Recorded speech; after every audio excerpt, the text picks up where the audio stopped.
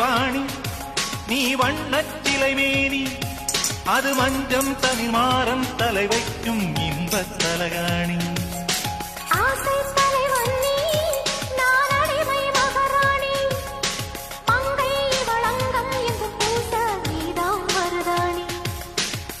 திறக்காத பூக்கள் வெடித்தாக வேண்டும்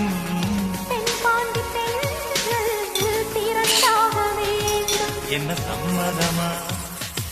இன்னும் தாமதமா தங்க மகன் இன்று சிங்க நடை போட்டு அருகில் அருகில் வந்தார் கண்டு புறம் பற்றி எரியும் மெழுகாக மங்கையுருகி நின்றார்